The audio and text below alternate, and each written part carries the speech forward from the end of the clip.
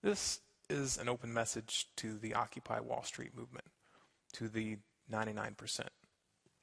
Revolutions are dangerous and unpredictable beasts, and for a population to enter into one without fully understanding what's at stake is a lot like handing a loaded .45 automatic to a toddler. On the other hand, all it takes is a cursory look at the psychopathic criminals which have taken control of the governments of the world to understand why a revolution is inevitable. This is why it's so important that people who are pushing for change take the time and the effort to deeply consider how we got into this mess and what the real solution is. Otherwise, this movement, like so many others which have come before, will be co-opted, twisted, and distorted, and could result in even more power being handed to those who you're trying to fight. Now, you have every reason to be angry.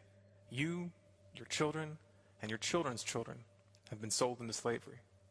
Literally. If you're lucky enough to have a job in the years to come, you'll end up paying between 25 and 30% of your income in taxes, the majority of which will go directly towards paying interest on debts to privately owned banks. Think about that. 25 to 30%. That means you work between 3 and 4 months each year for the bankers. That's slavery, pure and simple. It's a cleverly disguised form of modern feudalism. And it's not new. It didn't start with the bailouts. The bailouts were just icing on the cake. It was just a little bit too much for most people to swallow. But in reality, the events of the last several years are just an escalation of standard policy.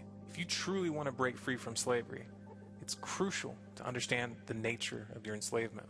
It's crucial that the masses come to realize that all major currencies, the dollar and the euro in particular, are created out of thin air by privately owned banks.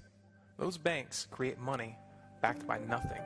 Then they loan that money out to governments in exchange for bonds, which are really just promises that the government will extract that money plus interest from the public. That money is extracted from the people in the form of taxes, and those taxes are taken at gunpoint. Sure, you may not have ever seen the gun in your face, but if you ever refuse to comply, men with guns will show up at your house and drag you off to rot in a cage. Perhaps some people don't want to look at this reality. It's not a flattering image. You don't want to think of yourself as a slave to the 1%, to the private bankers which hold the reins of power. But positive thinking is not going to change things for the better. People who want to fight for real change must take the time to research the true nature of money. Only with that understanding will we be in a position to push for meaningful reforms. The solution is not equitable taxation. Calling for equitable taxation is like calling for equitable slavery. And if you waste your energy trying to establish an equal level of tax slavery for everyone, then you're going to miss the opportunity to end the enslavement itself. It is utterly immoral to use violence or the threat of violence to take the property or the labor of another person. But perhaps you've been taught otherwise. Perhaps you've been taught that it's okay for the state to use violence to steal from the public. Perhaps you believe that such violence is okay if it's being done for a quote-unquote good cause. I hate to break the bad news, but the ends do not justify the means. And if you're honest with yourself, you'll have to admit that the ends don't ever seem to quite materialize as promised, do they?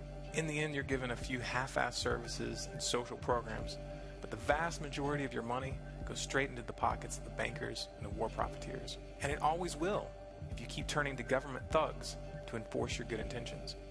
You might think that you can change this by creating new laws and regulations, but the fatal flaw in that line of reasoning is the simple fact that if private bankers are allowed to continue creating money, the financial powers that be will always end up using the government like a sock puppet. And those new regulations, as well-intentioned as they may be, will only end up consolidating their power.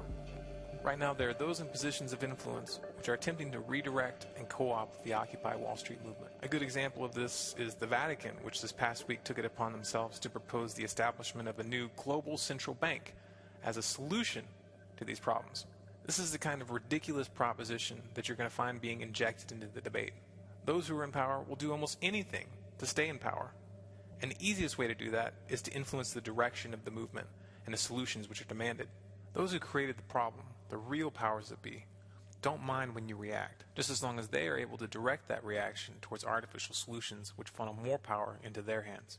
Problem, reaction, solution. The Hegelian dialectic. It's the oldest trick in the book. Don't fall for it.